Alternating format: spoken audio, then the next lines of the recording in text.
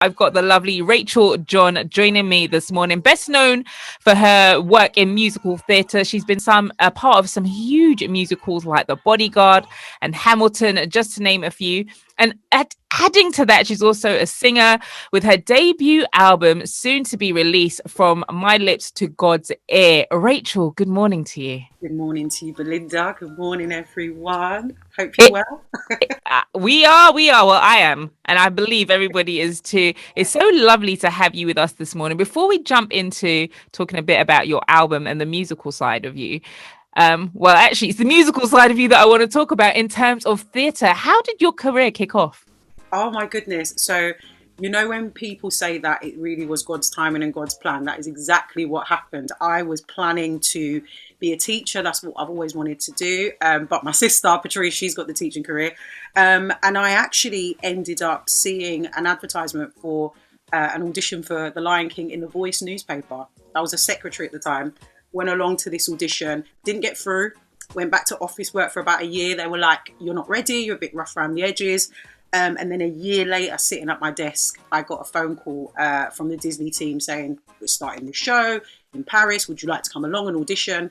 Auditioned, started working in 2004 and have continued to work ever since. So I got a vocal coach, I got an acting coach, and I literally hit the ground running. So I knew that it was God opening those doors because I had no desire to be on a stage and be looked at in that way. So that is actually how it started, Belinda. Believe it or not, that's how it started.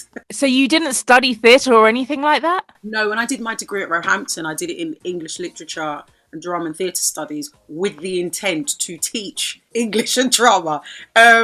It wasn't, it was obviously I sang at church, I enjoyed all of that, but I didn't really connect the two in terms of like career and vision and all of that sort of thing. I thought it was all journeying me towards the teaching aspect of things, but here I am chatting to you this morning. So obviously God had a bigger, better and perfect plan. Look at God. Look at God. Look at God. Which leads us nicely to your debut album, From My Lips to God's Ear.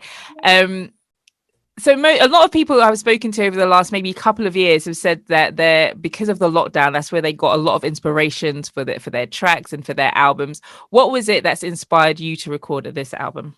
I had a chat with a friend of mine, Ramin. He's an actor, and we were doing a podcast about all things theatre.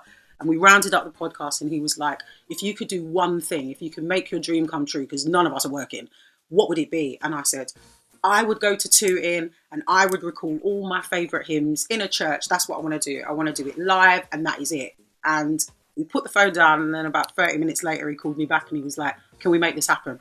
I was like, So I started calling people. Like, I called Stefan at Tooting. I said, "Can we make this happen?" And he was like, "Well, yeah, Rach, no one's employed and we're all at home and let's do it." And within a week or two, we were kind of like down at Tooting. Thank you, NTA Tooting, for giving us the church. And we were recording, and that was it. I just felt like at that time, there were so many voices during lockdown with different opinions about where we should be, how we should feel, what was going on. And I always kept coming back to the hymns, kept coming back to that theology, the anchoring, the lyrics, how melodic they are. And I was like, this is the thing that has continued to propel my faith walk. I've heard my mum sing these songs, my gran, my great gran, my family still sings these songs. So there's something in the hymns that I was like, this is how I want to add my voice to the conversation right now of hope and of an anchor and being sure that God is with us, even when it feels like, what's happening with employment, what's happening with the world. People are losing people. It was a difficult time, but out of that was birthed something really beautiful that I am so, so happy with and ready to share with the world. That's amazing. And the timing again is perfect, right? Because there is so much going on with the world. And as conversations that we have with friends and family or just people around us, we look at there was a lockdown, then there's drama in government, and now we look at the war in Ukraine that's going on. And just little things like, it's like we can't plan for certain things that going to happen, and sometimes it feels like we don't even know all the details of what's going on. For example, I was the manager of the Chelsea football team, right? He's been here for how many years? Exactly, been here for how many years? And others who've been here in the UK, and everything just seems to be the script just seems to be getting flipped. What's your take on that? My take is, for us that are believers, we've already read the end of the book, so we know what's going on. And Jesus himself said, in the last days, all of these things that we should expect: wars, rumors of wars, pestilence. People are saying they're running here for peace, they're running there for peace, they're running here for peace. And it is all uncertain unless we are on the rock. But Jesus also said to us, like, take heart, because I've overcome. So when these things come to us, we are moved and we are touched by these things. We're so grieved by the things we hear about Ukraine and all these other social issues that are going on, social injustice, social unrest, all of these things. But Jesus has said to us continually that we're to look up to him as our hope, even when all of these things are going on. And so that's the comfort and that's the assurance that we have. It doesn't mean we're not touched by it. Of course, we've all cried. We've all felt like we didn't have the words to say to family members who have lost loved ones, or people in our church that have lost loved ones. It doesn't mean that we have all the answers, but what we do have is a Prince of Peace and a God of all comfort who keeps coming into our situations and saying, I'm still here. I haven't left you. I'm going to walk with you through this. So that's kind of my feeling about it. And that's what kind of anchors me. I've got the lovely Rachel John, actress and artist, joining me this morning.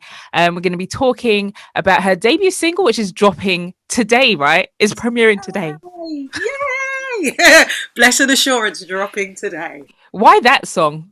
Oh my goodness. Do you know what? I'm going to be honest, right? When I told Mummy I was doing this, she was like, you have to put my favourite song on there, Blessed Assurance. I was like, yeah. So, do you know what I mean? Let's be honest. I could say something eloquent like, we picked it and we decided. No, Mummy said, if you're doing it, my favourite song has to be on there. And since I still live here and still want good cooked food, I have to do as Mummy says. No, it really, you know what, to be honest, it's a family favourite. It's a staple. Like, I grew up in NTA, in Leighton under Pastor Smith and Pastor Bailey, and also going to Tooting, and these are the hymns. They don't leave your soul, man. So Blessed Assurance, it had to be this song. It is definitely it's more than a classic, and it's one that I think we could all relate to. I'm going to play that shortly, but just before I do, one of the things that I spoke about yesterday on the show, and I could only talk on it briefly. I know you're from East London, right?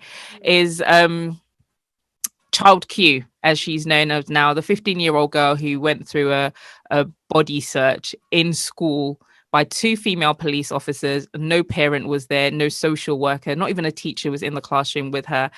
Her time of the month as well, just going through all of that. And as far as I know, the last thing I read was that apologies were coming from everywhere. But do you feel like an apology is enough? I think an apology is a start.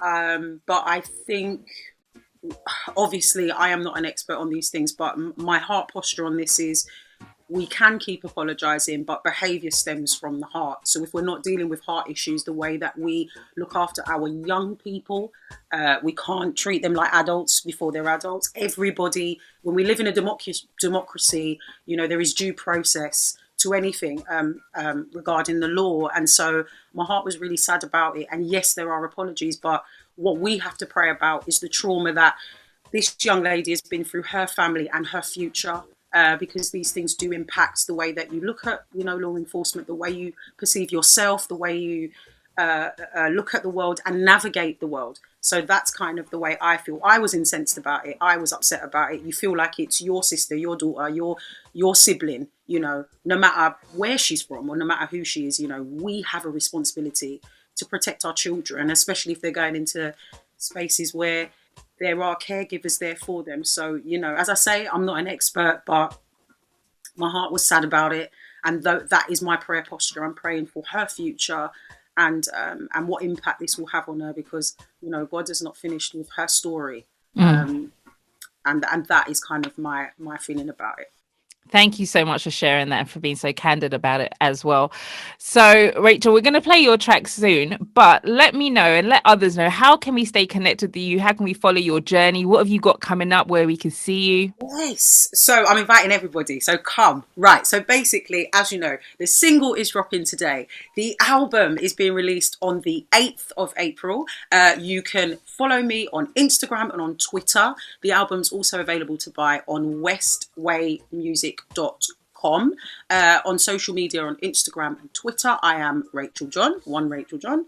And we're having a launch event at NTA Tooting on Tuesday, the 5th of April. Doors open at 6:30. It's ticketed, but it's free. Come down. I just want the congregation there for us to sing praises to God and launch this album exactly the way it should be launched, which is in a church with the saints, the saints and anyone else to come and celebrate with us. So those are the key dates. That's how you can find me. I'm on Twitter and Facebook and Instagram. Amazing. Rachel, thank you so much for your time this morning. I really do appreciate it.